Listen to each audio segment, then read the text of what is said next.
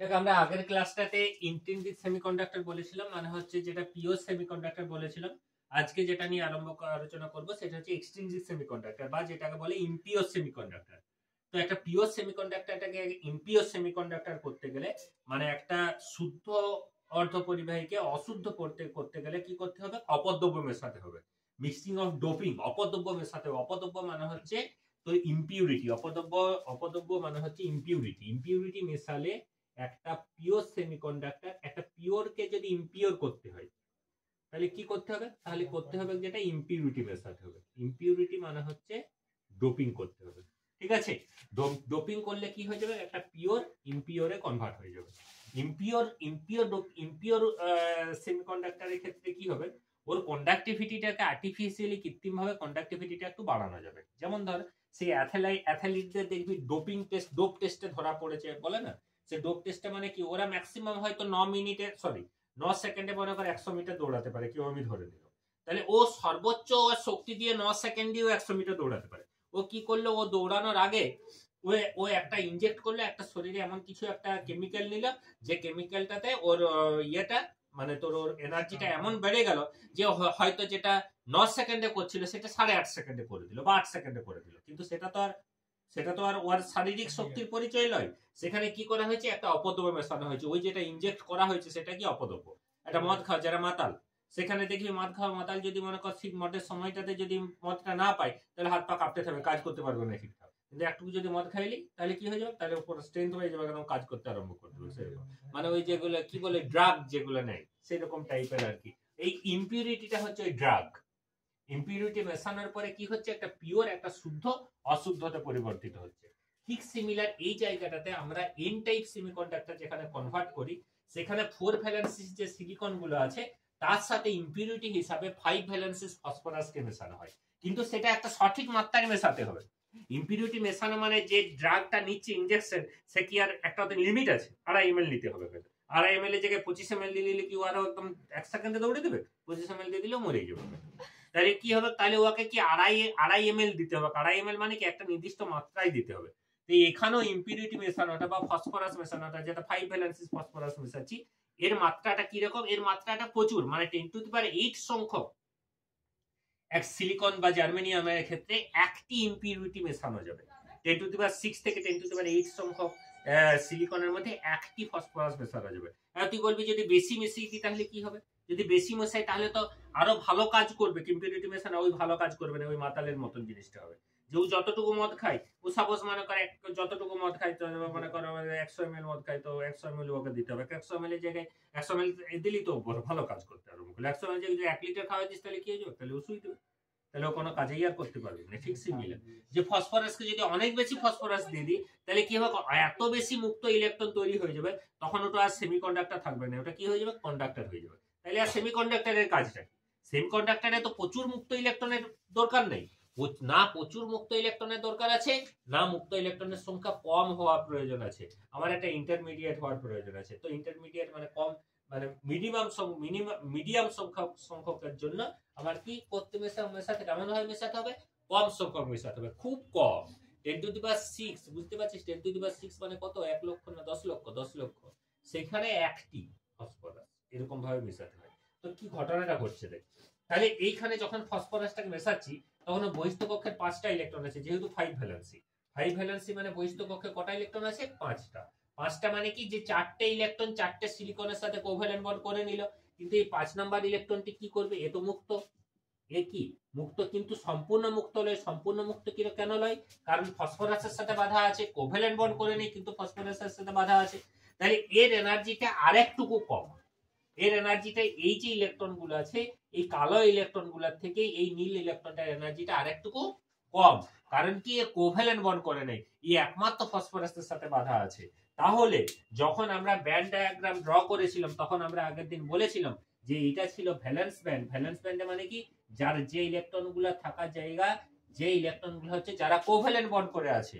আর যখন এটা মুক্ত হয়ে যাচ্ছে তখন ইলেকট্রনটা কোথায় যাচ্ছে? কন্ডাকশন ব্যান্ডে, সিপিতে যাচ্ছে, কন্ডাকশন ব্যান্ডে। তাহলে এই ইলেকট্রনের অবস্থানটা কোথায় হবে? এই ইলেকট্রনটা তো কোভ্যালেন্ট বন্ড করে নেই, এই ইলেকট্রনটা অতি সহজেই ফ্রি হয়ে যাবে। তাহলে এই ইলেকট্রনটার অবস্থানটা আমার কোথায় দিতে হবে? এই ইলেকট্রনটা অবস্থানটা হচ্ছে just below of the covalent bond, covalent বন্ডের ঠিক নিচে, মানে যাতে খুব সহজেই এ কন্ডাকশন ব্যান্ডে পৌঁছে যেতে পারে। এবং এই কন্ডাকশন ব্যান্ডে পৌঁছানোর জন্য এই জায়গায় কিন্তু কোনো ভ্যাকেন্সি ক্রিয়েট হবে না।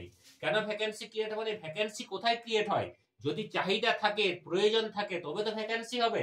এই 5 নাম্বার ইলেকট্রনটার এখানে কোনো প্রয়োজন নাই। এই স্ট্রাকচারটা ফর্ম করার জন্য এই 5 নাম্বার ইলেকট্রনটা এই জায়গায় কোনো প্রয়োজন নেই। তাই এই 5 নাম্বার ইলেকট্রনটা ফসফরাসের বন্ধন শক্তি থেকে মুক্ত হওয়ার জন্য এই ইলেকট্রনটার কোনো ভ্যাকেন্সি তৈরি করবে নাই। তাহলে এই ভ্যাকেন্সি তৈরি করবে নাই বলে এটাকে আমরা কি বলছি? এটাকে ডোনার লেভেল বলছি। ডোনার লেভেল ডোনেট কে করে? যার প্রচুর থাকে, তাই তো। 1 কোটি টাকা ইনকাম ট্যাক্স দিয়ে যদি 500 লাখ টাকা 50 লাখ টাকা যদি ও দিয়ে দেয়, তাহলে ও আর কিছু যায় আসে না, ওটাকে ও আর দেওয়ার কিছু নয়, ওটা ডোনেট করেছে, ওই ডোনেটটার জন্য আর কিছু যায় আসে না। কিন্তু যদি মনে কর কারোর 1 লাখ টাকা থাকে, সেখান থেকে 50,000 টাকা দিয়ে তার কিছু যায় আসে, 50,000 টাকা ডেফিসিট হয়ে গেছে। কিন্তু যার 1 কোটি টাকার ইনকাম ট্যাক্স দিচ্ছে, 1 কোটি টাকা এমনিতেই দিতে হচ্ছে সরকারকে, তো 50 লাখ টাকা কোন সামাজিক ক্ষেত্রে দিয়ে দিয়েছে, তো ওটার কিছু যায় আসে না, তার উদ্বৃত্ত ওটা, তার ওটা বাড়তি জিনিস। তো এই ইলেকট্রনটা হচ্ছে এই স্ট্রাকচারটার বাড়তি জিনিস। মানে কি, এই ডোনেট করতেই পারে, এই ডোনেট করলেও এই স্ট্রাকচারটার জন্য কিছু যায় আসে না।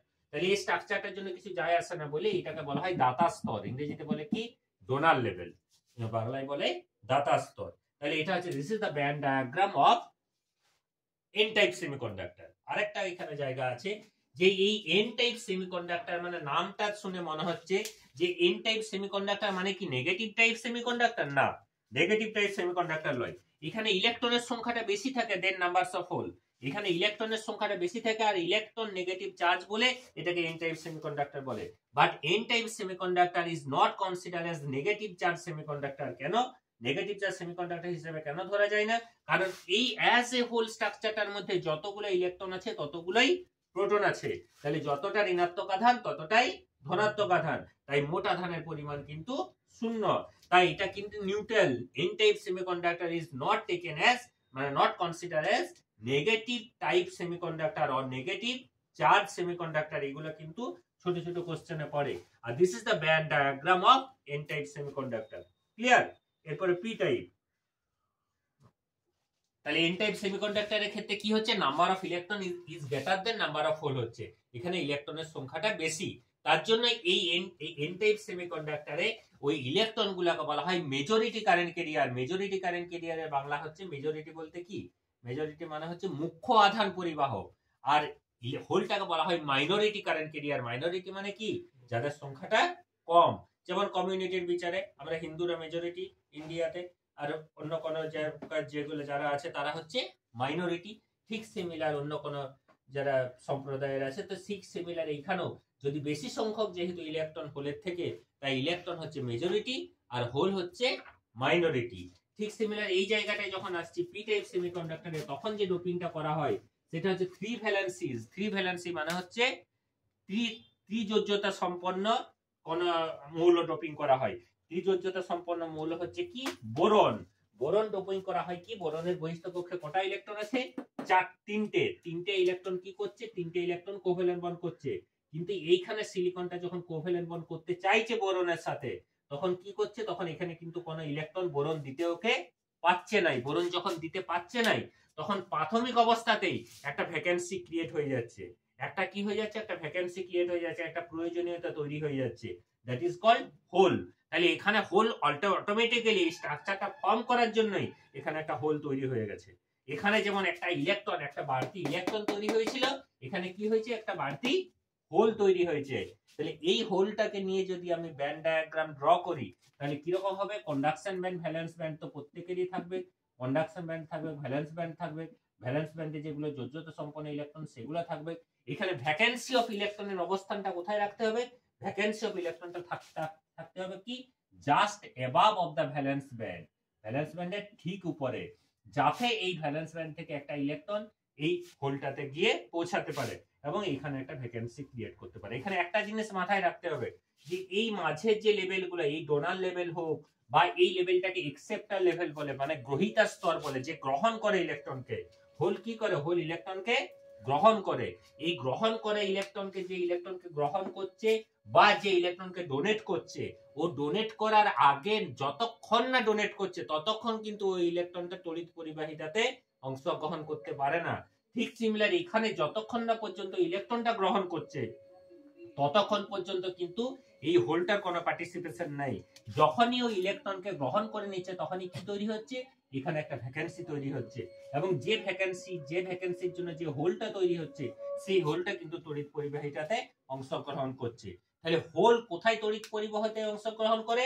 ভ্যালেন্স ব্যান্ডে। আর ফ্রি ইলেকট্রন কোথায় তড়িৎ পরিবাহিতায় অংশগ্রহণ করে? কন্ডাকশন ব্যান্ডে। ঠিক আছে, কন্ডাকশন ব্যান্ডে মুক্ত ইলেকট্রনগুলো তড়িৎ পরিবাহিতায় অংশগ্রহণ করে, আর হোলস যখন ভ্যালেন্স ব্যান্ডে তৈরি হয় মানে পরিবাহী পতিতে তৈরি হয় তখন কিন্তু তারা তড়িৎ পরিবাহিতায় অংশগ্রহণ করে। এই এক্সেপ্টর লেভেলে যে হোলগুলো আছে তারা কিন্তু তড়িৎ পরিবাহিতায় অংশগ্রহণ করে না। ঠিক সিমিলার ডোনার লেভেলে যে ইলেকট্রনগুলো আছে তারাও তড়িৎ পরিবাহিতায় অংশগ্রহণ করে না। কখন করে?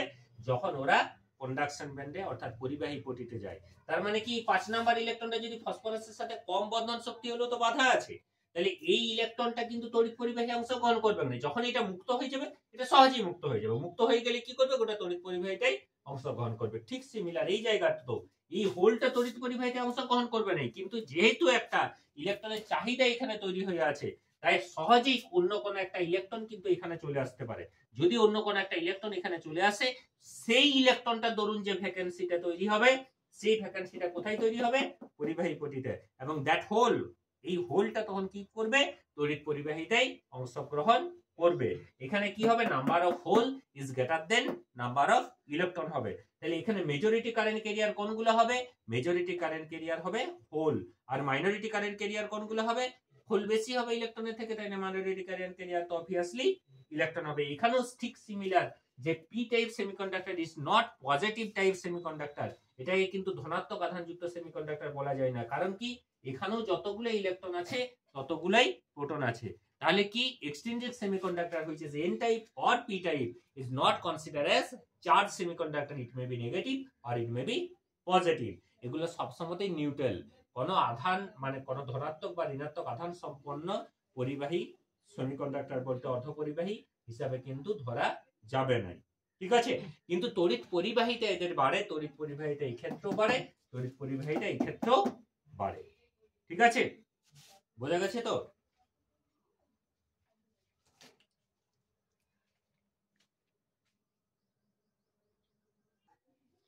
এবারে গল্পটা আসতে দেখ, আমরা এরপর যেটা আলোচনা করব সেটা হচ্ছে যে সেমিকন্ডাক্টরের একটা অ্যাপ্লিকেশন, সেটা হচ্ছে PN diode, PN junction diode আর কি, পিএন জাংশন ডায়োড। তো পিএন জাংশন ডায়োডটা কি করা হয়? দেখ, একটা পুরো একটা ইন্ট্রিনসিক সেমিকন্ডাক্টর নিয়ে হয়, পিও সেমিকন্ডাক্টর। পিও সেমিকন্ডাক্টরকে মোটামুটি দুটো হাফ হাফ পোরশনে, একটা সাইডে 3 ভ্যালেন্সি ডোপিং করা হয় আর একটা সাইডে 5 ভ্যালেন্সি ডোপিং করা হয়। একটা সাইডে 3 যোজি 3 যোজি মৌল ডোপিং করা হয় আর একটা সাইডে 5 যোজি 5 যোজ্যতা সম্পন্ন ডোপিং করা হয়। এদিকে বোরন বা এদিকে অ্যালুমিনিয়াম বা ফসফরাস কিছু একটা ডোপিং করলো, তাহলে দেখতে এরকম ধরনের হলো। তাহলে এই যে ছবিটা আমি এঁকেছি, এই যে হোলগুলা, এই হোলগুলা কি বলতো? পি টাইপের মেজরিটি কারেন্ট ক্যারিয়ার। ভালো করে বুঝ, মেজরিটি এইমাত্র যেটা আমি বললাম কারেন্ট ক্যারিয়ার। আর এই যে এই লাল লাল পয়েন্ট পয়েন্ট পয়েন্ট গুলো, এগুলো হচ্ছে 5 number electron, minority current career. তাহলে এটা হচ্ছে majority current career, minority current, current চলে গেছে, মেজরিটি কারেন্ট ক্যারিয়ার আর মাইনরিটি কারেন্ট ক্যারিয়ার। ঠিক আছে, তাহলে এরপরে কি হবে? দেখ, এখানে যখনই মানে ইন নরমাল টেম্পারেচারে কি হবে? অতত এটা ছিল না। নরমাল টেম্পারেচারে কি হবে? নরমাল টেম্পারেচারে কি হবে? এইখান থেকে ইলেকট্রন এই দিকে যাবে। কেন হবে? এটা ইলেকট্রনের ডিফিউশন হবে। ইলেকট্রনের ডিফিউশন মানে ইলেকট্রনের ব্যাপন হবে। এইদিকে মুক্ত ইলেকট্রন, এই ইলেকট্রনগুলো 5 নাম্বার ইলেকট্রন ফসফরাসের ফ্রি হয়ে গেছে। আর এইদিকে ইলেকট্রনের গ্রহণ করার প্রবণতা আছে, ইলেকট্রন গ্রহণ করার জন্য ওই বোরনগুলো বসে আছে, 4 নাম্বার কোভ্যালেন্ট বন্ডটা তৈরি করতে পারছে না। তাহলে যখনই ইলেকট্রন এই দিক থেকে এই দিকে চলে আসবে, তখনই এই অ্যাটমটা কি হয়ে যাবে? এই অ্যাটমটা নেগেটিভ চার্জ হয়ে যাবে। বোরনে একটা ইলেকট্রন এসে জমা হয়ে গেছে, তাহলে বোরনের তো বহিষ্ঠ কক্ষে যখন চারটে একটা ইলেকট্রন বেশি হয়ে গেছে তখন বোরনটা নেগেটিভ আয়োনাইজড হয়ে যাবে। আর ফসফরাস যখনই ছেড়ে দিয়েছে তখনই একটা ইলেকট্রনকে ছেড়ে দিয়েছে তখন এটা কি হয়ে যাবে, পজিটিভ হয়ে যাবে, ধনাত্মক হয়ে যাবে। এটা বোঝা গেছে? ফসফরাসের 5 নাম্বার ইলেকট্রনটা ছেড়ে বোরনে ঢুকে গেল, ফসফরাসের 5 নাম্বার ইলেকট্রনটা যখনই ছেড়ে দিল তখনই ফসফরাসের একটা ইলেকট্রন কমে গেল, তাহলে ফসফরাস পরমাণুটা কি হয়ে গেল, ধনাত্মক আধানে আহিত হয়ে গেল। ফসফরাস থেকে ছেড়ে পরে বোরনে ঢুকে গেল, তাহলে বোরনে একটা ইলেকট্রনের সংখ্যা বেড়ে গেল, তাহলে বোরনের একটা ইলেকট্রনের সংখ্যা বেড়ে গেল বলতে এটা নেগেটিভ চার্জ হয়ে গেল। ঠিক সিমিলার আবার যখন ইলেকট্রন এই দিক থেকে এই দিকে যাবে তখন এটা কি, এটা আরো পজিটিভ আধানের পরিমাণটা আরো বাড়বে এবং এইদিকে নেগেটিভ আধানের পরিমাণটা আরো বাড়বে। তাহলে কি হবে, এইখানে একটা পজিটিভ চার্জ আর এখানে নেগেটিভ চার্জের একটা লেয়ার তৈরি হবে, এখানে একটা পজিটিভ চার্জ আর এখানে একটা নেগেটিভ চার্জের একটা লেয়ার তৈরি হবে। তাহলে এই পজিটিভ চার্জের আর নেগেটিভ চার্জের লেয়ারের জন্য এখানে কি তৈরি হবে, এখানে একটা পোটেনশিয়াল ডিফারেন্স, বিভব পার্থক্য তৈরি হবে। এই পোটেনশিয়াল ডিফারেন্সটা কি করবে, একটা সময় পর আর কি করবে, এই দিক থেকে আর এই দিকে ইলেকট্রনকে কিন্তু ক্রস করতে আর দেবে না ইলেকট্রনটা। কারণ কি, ইলেকট্রনটা যখনই ক্রস করতে যাবে তখন এই নেগেটিভটা কি করবে, ইলেকট্রনটাকে রিপেল করবে, আর ও এইদিকে যখনই যেতে করবে পজিটিভটা কি করবে, টানবে ইলেকট্রনটাকে এইদিকে। তার মানে কি, আর ইলেকট্রন ফার্দার কিন্তু এই দিক থেকে এইদিকে ক্রস করতে পারবে না। এই পোটেনশিয়াল ডিফারেন্সটাকে তার জন্য কি বলা হয়, পোটেনশিয়াল বেরিয়ার। বেরিয়ার মানে কি, বেরিয়ার মানে হচ্ছে প্রাচীর, বাধা। বেরিয়ার মানে হচ্ছে এখানে ইলেকট্রনটাকে বাধা দিয়ে দিচ্ছে, কি করছে, আর ইলেকট্রন গুলোকে কিন্তু ও এই দিক থেকে আর এই দিকে উঠতে দিচ্ছে না। এই হাইটটা কাকে বোঝায়, এই হাইটটা ইলেকট্রন গুলোকে আর উপরের দিকে উঠতেও দিচ্ছে না। এটা একটা বাধা, প্রাচীর, ঠিক আছে। এটাকে বলা হয় পোটেনশিয়াল বেরিয়ার আর বিভব প্রাচীর। এগুলো সব নোটসে লেখানো আছে, হোয়াট ইজ পোটেনশিয়াল বেরিয়ার। আর এই যে পোটেনশিয়াল বেরিয়ারটা তৈরি হচ্ছে এটাই একটা জাংশন, এটা একটা জাংশন। সেই জাংশনটার মধ্যে যেখানে আর ফার্দার ইলেকট্রন এই দিক থেকে এইদিকে ক্রস করতে পারছে না, এই জাংশনটাকে বলা হয় পিএন জাংশন। বোঝা গেছে তো, পিএন জাংশন। এরপরে কি করতে হবে, এরপরে তো আমাকে এই ডায়োডটাকে তো ব্যবহারযোগ্য করতে হবে, এই ডায়োডটাকে তো আমাকে ব্যবহার করতে হবে বাইরে, মানে ইলেকট্রিক্যাল সার্কিটে। তাহলে ডায়োডটাকে যখন আমি বাইরে ইলেকট্রিক্যাল সার্কিটে ব্যবহার করব তখন তো কেউ ইলেকট্রনকে আমাকে এই দিক থেকে এই দিকে সরাতে হবে, পাঠাতে হবে। ইলেকট্রন আটকে থাকলে তো হবে না, মেজরিটি কারেন্ট ক্যারিয়ারের জন্য তো কারেন্ট আমাকে পেতে হবে। তাহলে আমাকে কি করতে হবে, এই ডায়োডটাকে আমাকে সার্কিটে ব্যবহারের উপযোগী করতে হবে। এই ডায়োডটাকে সার্কিটে ব্যবহারের যে উপযোগী করার যে প্রসেসটা, দ্যাট ইজ কল্ড বায়াসিং। এটাকে বলা হয় বায়াসিং। বায়াসিং মানে কি, বায়াস করা। বায়াস করা দেখবি কথাটা একটা ইউজ করা হয় অনেক জায়গায়। বায়াস মানে হচ্ছে যে উপযোগী করে তোলা, উপযোগী করে তোলা। তখন তুই মনে করে একটা স্টুডেন্ট পড়াশোনা করতে চাইছে, তো পড়াশোনা করতে চাইছে, তাকে শুধুমাত্র বই আর খাতা দিয়ে একটা ঘরের মধ্যে বন্দি করে রেখে দিলাম, পড়াশোনা করতে পারবে কি, মরে যাবে একটা সময়, করতে পারবে না। কিন্তু বই আর খাতাই প্রয়োজন পড়াশোনা করার জন্য, ও শুধু পড়াশোনাই করতে চাই, কিন্তু আদার্স সমস্ত কিছুই করতে হবে তার সাথে সাথে, খেতে হবে, ঘুমাতে হবে, সমস্ত কিছু আদার্স ফিজিক্যাল অ্যাক্টিভিটিস যেগুলো আছে, বাথরুম যেতে হবে, সমস্ত কিছু করতে হবে। তাহলে সমস্ত ফ্যাসিলিটি ওকে দিতে হবে, তার সাথে সাথেও পড়ার কাজটা করতে পারবে, তাই তো। তাহলে আদার্স যে ফ্যাসিলিটিস গুলা ওকে পড়ার কাজটা করতে স্টিমুলেট করবে, এই আদার্স ফ্যাসিলিটিস গুলো, এইগুলো হচ্ছে বায়াসিং। যে অ্যাকোমোডেশনটা প্রয়োজন ও কিসের জন্য, ওর পড়ার কাজটাকে ভালোভাবে করার জন্য, এটাকে কি বলা হচ্ছে, দ্যাট ইজ কল্ড বায়াসিং। তো আমরা এরপর আলোচনা করব যে কিভাবে বায়াসিং করা হয় একটা ডায়োডকে তড়িৎ বর্তনীতে ব্যবহার করার উপযোগী করার জন্য, ঠিক আছে। বলো, দেখ এরপর বায়াসিং কিভাবে করা হয়। বায়াসিং করার জন্য কি করা হয়, এখানে একটা ব্যাটারি ব্যবহার করা হয়। এখানে কিরকম ভাবে একটা ব্যাটারি ব্যবহার করা হয়, এদিকে হোল আছে আর এদিকে ইলেকট্রন আছে।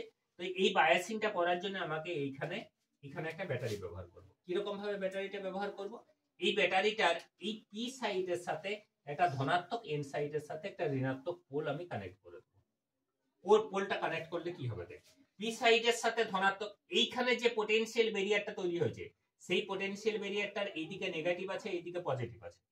তাহলে এইখানে যে ব্যাটারিটা তৈরি হয়েছে তার নেগেটিভ আর এটা পজিটিভ, এইরকম একটা ধরনের ঘটনা। কিন্তু এইখানে যে ব্যাটারিটা আমি ব্যবহার করছি তার উল্টো পোলারিটি।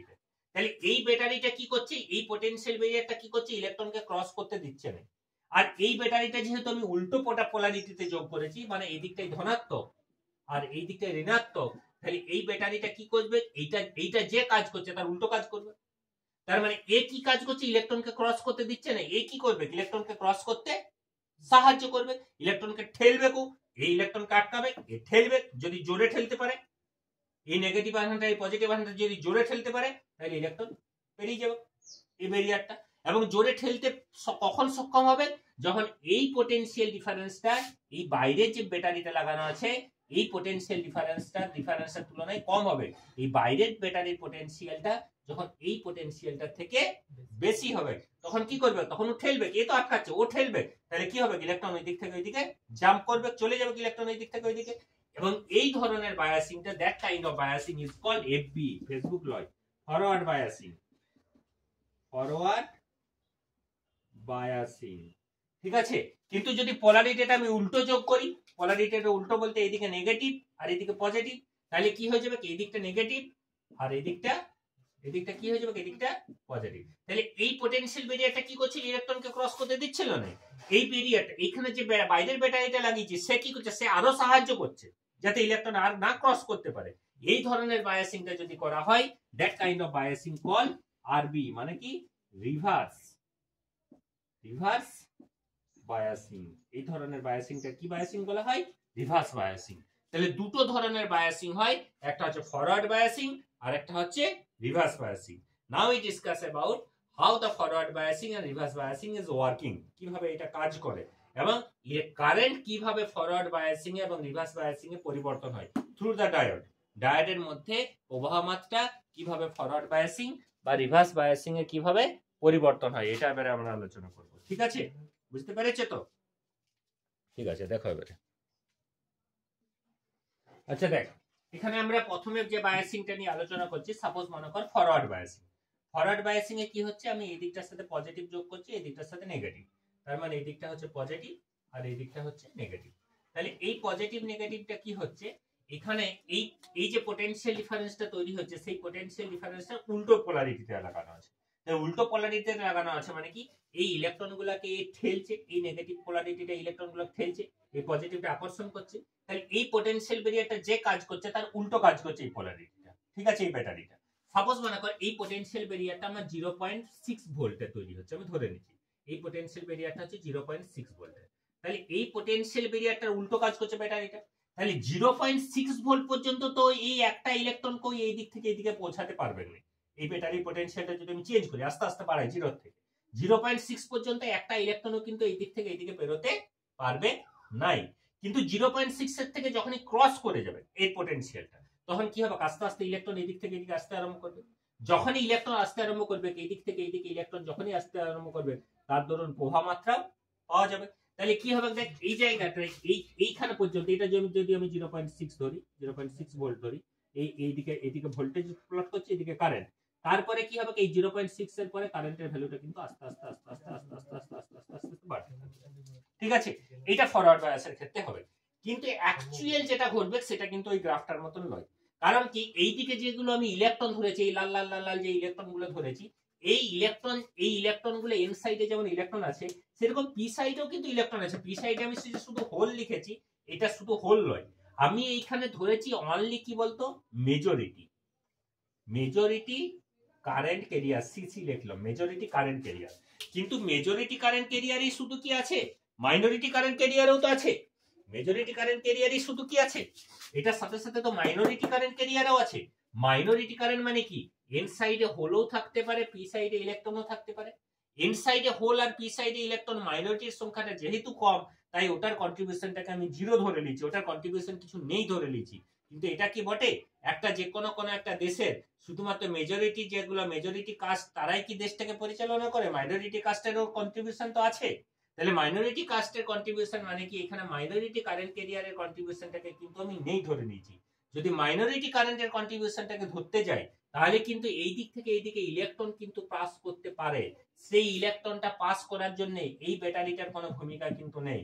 এই ব্যাটারিটা কিন্তু ইলেকট্রন এই দিক থেকে এইদিকে পাস করানোর জন্য এই ব্যাটারিটার কোনো প্রয়োজন নেই, বরং এই ব্যাটারিটা সেটা করতে দেবে নাই।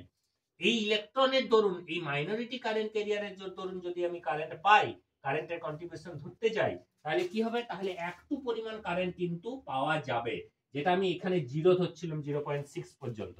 তাহলে 0.6 পর্যন্ত কি হবে? কিছুটা কারেন্ট কিন্তু পাওয়া যাবে। তারপর কি হবে, তারপর যখন মেজরিটি কারেন্টের পরিমাণটা যখন মানে মেজরিটি কারেন্ট ক্যারিয়ারের সংখ্যা যখন বেড়ে যাবে, তখন মাইনরিটি কারেন্টের এফেক্টটা অতটা ক্যালকুলেট করার মতন জায়গায় থাকবে না। তখন আমার কাজ, যখন আমার গ্রাফটা এটা যেমন হচ্ছিল সেই রকম ধরনেরই দেখা যাবে। তাহলে এই গ্রাফটাও করতে পারিস, এটা ফরওয়ার্ড বায়াসের ক্ষেত্রে এই গ্রাফটাও করতে পারিস, দুটোই রাইট। কারণ আমাদের মাইনরিটি কারেন্টের কন্ট্রিবিউশনটা আমাদের সিলেবাসে অতটা ডিটেল নেই, মেজরিটি কারেন্টের কন্ট্রিবিউশনটা ধরলেই চলবে। এরপর রিভার্স বায়াসে কি হবে, রিভার্স বায়াসে পোলারিটিটা আমি উল্টো করছি মানে কি, এইদিকে ধনাত্মক আর এইদিকে ঋণাত্মক, মানে এই দিকটা হচ্ছে নেগেটিভ আর এই দিকটা হচ্ছে পজিটিভ। তাহলে কি হবে, তাহলে এই যে পোটেনশিয়াল ব্যারিয়ারটা, যেখানে এই পোটেনশিয়াল ব্যারিয়ারটা যে ইলেকট্রনটাকে ক্রস করতে দিচ্ছিল না, এইদিকে নেগেটিভ আর এইদিকে পজিটিভ থাকার জন্য, এই নেগেটিভ আরো এইদিকে নেগেটিভ পেয়ে গেছে, এই পজিটিভ আরো এইদিকে পজিটিভ পেয়ে গেছে। তার মানে কি পোটেনশিয়াল ব্যারিয়ারের উইডথটা আরো, থিকনেসটা আরো বাড়বে, আরো ইলেকট্রন এই দিক থেকে এইদিকে এসে পরে এই আয়ন ফর্ম করবে। তার মানে কি বেরিয়ারটা আরো, বাধাটা আরো বাড়বে। বাধাটা যদি বাড়ে তাহলে কি হবে, আর ইলেকট্রন কোনো মতে ক্রস, আগের ওই বেরিয়ারটাতে ইলেকট্রন ক্রস করতে পারছিল না, তো এই বেরিয়ারটাতে ইলেকট্রন ক্রস করার কোনো প্রশ্নই নেই যদি আরো বেরিয়ারটা বাড়তে থাকে। তার মানে কি কারেন্টের কোনো কারেন্ট আমরা পাবো না যত নেগেটিভ দিকে বিভব বাড়াতে থাকবো। এটা রিভার্স বায়াস। এটা কি বায়াস, রিভার্স বায়াস। কিন্তু একটা সময় কি হবে, হঠাৎ করে অনেক বেশি কারেন্ট পাওয়া যাবে, এটা একটা খুব মজার ঘটনা ঘটবে। কি ঘটবে, এইটাকে বলা হয় ব্রেকডাউন পোটেনশিয়াল। এটাকে হচ্ছে ব্রেকডাউন। ব্রেকডাউন মানে কি, কারেন্টটা এত বেশি কারেন্ট হয়ে গেছে আর ব্রেক করার কোনো উপায় নেই, কারেন্টের পরিমাণ খুব বেড়ে গেছে। এই ঘটনাটা কি রকম ভাবে ঘটে, এই আয়নটা এত বাড়ার জন্য এটার ভেতরে কি হবে, একটা ইন্টারনাল ইলেকট্রিক ফিল্ড, আভ্যন্তরীণ তড়িৎ ক্ষেত্র প্রাবল্য তৈরি হবে, ইন্টারনাল ইলেকট্রিক ফিল্ড। এবং আভ্যন্তরীণ তড়িৎ ক্ষেত্র প্রাবল্যটা প্রত্যেকটা ইলেকট্রনের উপরে একটা বল ক্রিয়া করবে। সেই বলটা কত আমরা জানি, এফ সমান হচ্ছে কিউ ইন্টু ই হয়। এখানে কিউটা কত, কিউটা হচ্ছে চার্জ অফ ইলেকট্রন, আর ইটা হচ্ছে কি, এটা হচ্ছে ইলেকট্রিক ফিল্ড। তাহলে কি হবে, এখানে কি হবে, এখানে একটা ফোর্স তৈরি হবে। এই ফোর্সটার জন্য কি হবে, যদি তড়িৎ ক্ষেত্র প্রাবল্যটা, উইথটা বাড়তে থাকলে কি হবে, তড়িৎ ক্ষেত্র প্রাবল্যটাও বাড়তে থাকবে। তাহলে ওই ইলেকট্রনের উপর ক্রিয়াশীল বলটাও বাড়তে থাকবে। একটা সময় বলটা বাড়তে বাড়তে এত বেশি বল কাজ করবে যে কোভ্যালেন্ট বন্ডগুলো কি হবে, একসাথে ভেঙে যাবে সব। কারণ সব ইলেকট্রনগুলোর উপরেই তো এই বলটা কাজ করছে, একটা ইলেকট্রন তার কোভ্যালেন্ট বন্ড ভাঙবে নাই। সব ইলেকট্রনগুলো যদি কোভ্যালেন্ট বন্ড ভেঙে যায় তাহলে প্রচুর মুক্ত ইলেকট্রন এবং হোল তৈরি হয়ে যাবে। তখন কি হবে, তখন কারেন্টের পরিমাণটা হঠাৎ করে অনেক বেশি বেড়ে যাবে। এট দ্যাট পার্টিকুলার পোটেনশিয়ালে যে ঘটনাটা ঘটবে, that particular potential is called breakdown potential. এটাকে breakdown potential, this breakdown potential or the breakdown is divide, মানে there are two type of breakdown, দুটো ধরনের ব্রেকডাউন বলে ঘটে। একটা হচ্ছে জেনার ব্রেকডাউন আর একটা হচ্ছে এভারেজ ব্রেকডাউন। জেনার ব্রেকডাউন, এভারেজ ব্রেকডাউনের ডিসকাশন আমি পরে করব। আপাতত জানে রাখ যে এই পোটেনশিয়াল, একটা পার্টিকুলার পোটেনশিয়ালে কি হয়ে যায়, কারেন্টের পরিমাণটা হঠাৎ করে অনেক বেড়ে যায়। যে পার্টিকুলার পোটেনশিয়ালটাকে বলা হয় কি, মানে ব্রেকডাউন পোটেনশিয়াল, মানে ওটাকে কি বলা হয় বাংলাতে, কি বলে, ব্রেকডাউন মানে যাই হোক বলছি আমি। তারপরে আরেকটা কি হচ্ছে, এই যে প্রবাহ মাত্রাটা, এখানে দেখ এই যে প্রবাহ মাত্রাটা আমরা এই গ্রাফটাতে দেখিয়েছি, যে একটা প্রবাহ মাত্রা, কিছুটা প্রবাহ মাত্রা পাওয়া যাচ্ছে, তারপরে ব্রেকডাউন ঘটনাটা ঘটছে। এই যে প্রবাহ মাত্রাটা, সেই প্রবাহ মাত্রাটা ডিউ টু মাইনরিটির কন্ট্রিবিউশন যদি ধরি, তাহলে কিন্তু জিরো প্রবাহ মাত্রা আমি পাবো না। এখানে প্রবাহ মাত্রা, একটুকু প্রবাহ মাত্রা আমি পেতেই থাকবো যত নেগেটিভ পোটেনশিয়াল আমি বাড়াতে থাকবো। এই পার্টিকুলার নেগেটিভ কারেন্টটা, যেটা আমি নেগেটিভ মানে ওই রিভার্স বায়াসের জন্য যে পার্টিকুলার কারেন্ট আমি পেতেই থাকবো প্রবাহ, মানে বিভব বাড়ানোর সাথে সাথে, that is called reverse saturation current, বিপরীত সম্পৃক্ত প্রবাহ মাত্রায় একটা প্রবাহ মাত্রা আমি পেতে থাকবো। কিসের জন্য, মাইনরিটি কারেন্ট ক্যারিয়ারের জন্য, মেজরিটি কারেন্ট ক্যারিয়ারের জন্য নয়। এই দিক থেকে একটা ইলেকট্রন এইদিকে পৌঁছাতে পারবে না, ঠিক আছে। কিন্তু মাইনরিটি কারেন্ট মানে এই দিক থেকে এই দিকে ইলেকট্রন পৌঁছাতে পারবে, তার জন্য কি একটা প্রবাহ মাত্রা আমি পাবো, এটাকে রিভার্স স্যাচুরেশন কারেন্ট বলে। তারপর এই ব্রেকডাউনটা ঘটবে। এই গ্রাফটা দুটো গ্রাফেই ড্র করতে পারিস, যে কোনো একটা গ্রাফেই, দুটো গ্রাফের মধ্যে যে কোনো একটা গ্রাফের জন্যই ঠিক আছে। তো এটা পরে এক্সামে যে ফরওয়ার্ড বায়াস রিভার্স বায়াসে প্রবাহ মাত্রা বিভবের লেখচিত্র অঙ্কন করে ব্যাখ্যা করেও পড়তে পারে, মেবি এক্সপ্লেনেশন পড়লেও আমার এটা নোটসে লেখানো আছে, এক্সপ্লেনেশনটা ওখান থেকে লিখে নিবি। আমি যেটা বললাম এটাই লেখানো আছে, ডিটেল লেখানো আছে, তো এটা পড়ে বই থেকেও পড়তে পারিস। তো এটা হচ্ছে ফরওয়ার্ড বায়াস রিভার্স বায়াসের কারেন্ট ভোল্টেজ ক্যারেক্টারিস্টিক্স, ঠিক আছে। আচ্ছা দেখ, এবারে আমরা যেটা করছি সেটা হচ্ছে অ্যাপ্লিকেশন অফ ডায়োড। ডায়োডের অ্যাপ্লিকেশনস কি? ডায়োড মেইনলি ব্যবহার করা হয় কি বলতে একমুখী কারক হিসেবে, দ্যাট ইজ রেকটিফিকেশন।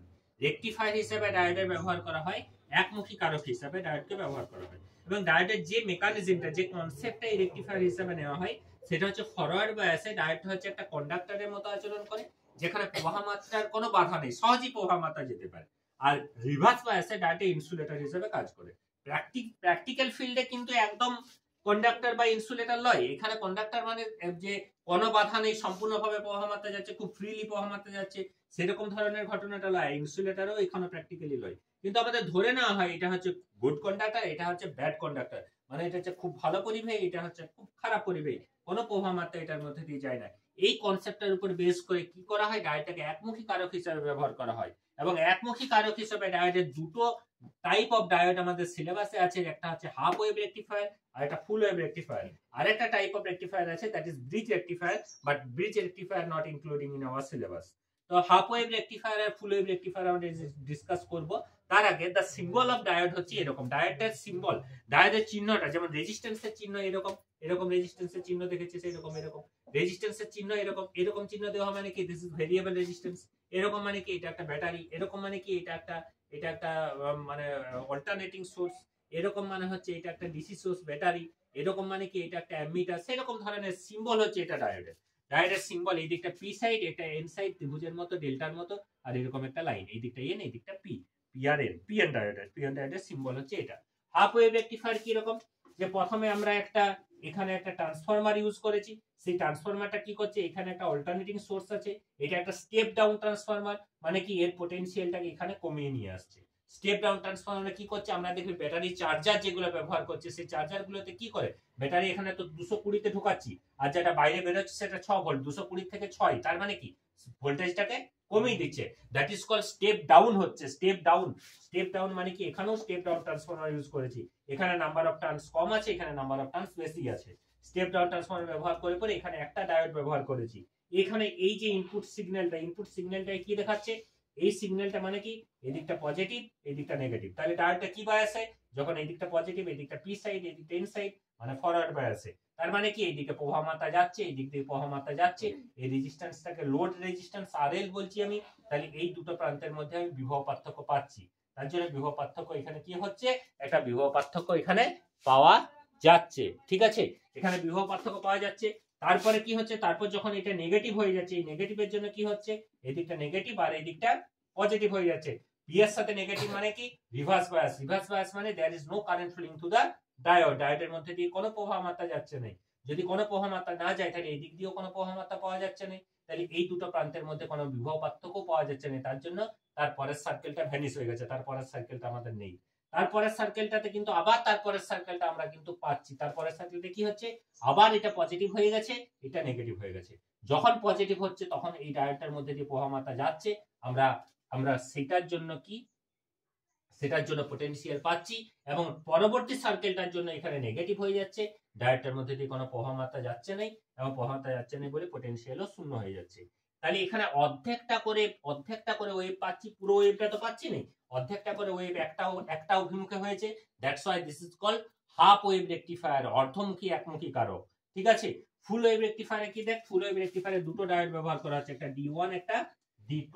এখানে কি হচ্ছে দেখ, এখানে পজিটিভ যখন হচ্ছে এই সার্কেলটার জন্য এই দিকটা পজিটিভ আর এই দিকটা নেগেটিভ, তাহলে এই পজিটিভ যখন হচ্ছে এই ডায়োডটা হচ্ছে ফরওয়ার্ড বায়াসে, এই ডায়োডটা রিভার্স বায়াসে, এটা দিয়ে কোনো প্রবাহ মাত্রা যাচ্ছে না, তাহলে এটা দিয়ে প্রবাহ মাত্রা যাচ্ছে বলে এই প্রবাহ মাত্রাটা এটা দিয়ে সার্কুলেট হয়ে এটা দিয়ে করে, এটা গ্রাউন্ড, এটাকে ট্যাপিং পয়েন্ট বলে, এটাকে গ্রাউন্ড করা আছে, তাহলে এটা দিয়ে প্রবাহ মাত্রা যখন পাচ্ছি আমি, তখন এটার মধ্যে দিয়ে বিভব পাচ্ছি, এটা লোড রেজিস্ট্যান্স আরএল ধরছি, তার জন্য কি আমি একটা মানে ওই আই ইনটু আরএল মানে একটা বিভব পাওয়া যাচ্ছে, বলতে এখানে আউটপুট পোটেনশিয়াল বা আউটপুট বিভবের মান পাওয়া যাচ্ছে।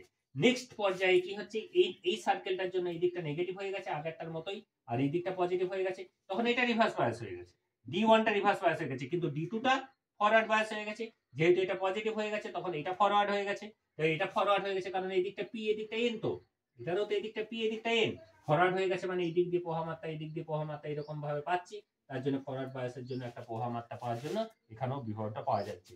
যেটা এইখানে বিভবটা পাওয়া যাচ্ছিল না, এখানে কিন্তু এক বিভবটা পাওয়া যাচ্ছে, কারণ একটা ডায়োড রিভার্স বায়াস যখন হচ্ছে তখন আরেকটা ডায়োড ফরওয়ার্ড বায়াসে থাকছে, একটা ডায়োড যখন রিভার্স বায়াসে থাকছে তখন অপর ডায়োডটা ফরওয়ার্ড বায়াসে থাকছে। তাহলে একটা না একটা ডায়োড কি হচ্ছে, ফরওয়ার্ড বায়াসে কিন্তু থাকছেই। ফরওয়ার্ড বায়াসে থাকার জন্য কি হচ্ছে, ডায়োডটার মধ্যে দিয়ে প্রবাহমাত্রা পাচ্ছি, প্রবাহমাত্রা পাওয়ার জন্য লোড রেজিস্ট্যান্সের থ্রুতে প্রবাহমাত্রা পাচ্ছি, তার জন্য আউটপুট পটেনশিয়াল পাওয়া যাচ্ছে।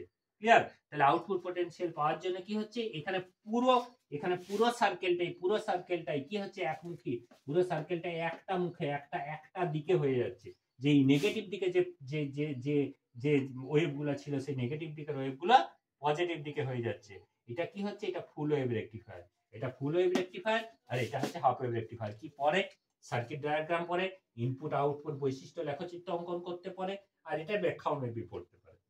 ঠিক আছে, ফুল ওয়েভ রেকটিফায়ারটা is most important than half wave rectifier. কিন্তু আমাদের দেখে যেটা মনে হচ্ছে যে সম্পূর্ণটা একমুখী কারক হয়ে গেছে, কোনটাই কোনো নেগেটিভ দিকে নেই, এটা কিন্তু নয়। প্র্যাকটিক্যালি এটা হয় না। তার কারণ কি, এই যে ফরওয়ার্ড বায়াসে আমি এটা কন্ডাক্টর ধরে নিয়েছি, রিভার্স বায়াসে যেটা আমি ইনসুলেটর ধরে নিয়েছি, প্র্যাকটিক্যালি এটা কিন্তু নয়। এখানে পুরোপুরি কন্ডাক্টর হলো, এখানে পুরোপুরি ইনসুলেটর হলো। তার জন্য এখানে মোটামুটি ওই 70% এর মতন অল্টারনেটিং কারেন্ট ডিরেক্ট কারেন্টে কনভার্ট হয়। মানে কি, যে মানে যে অল্টারনেটিং কারেন্ট বলতে অভিমুখটা যেটা পরিবর্তন হচ্ছে, সেটা একটা অভিমুখে।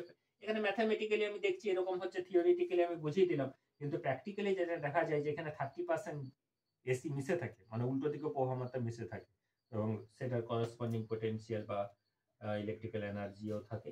তার জন্য এটা 70% বলা হয় যে ডিসিতে পরিবর্তিত হতে পারে, আর এটা বিলো 30% এর মতো।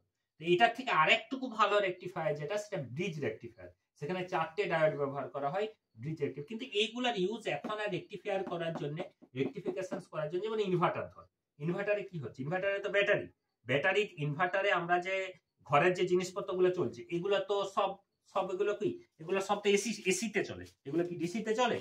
টিভিটা কি ডিসিতে চলে? ফ্যানটা কি ডিসিতে চলে? ফ্যানটা তো এসিতে চলছে।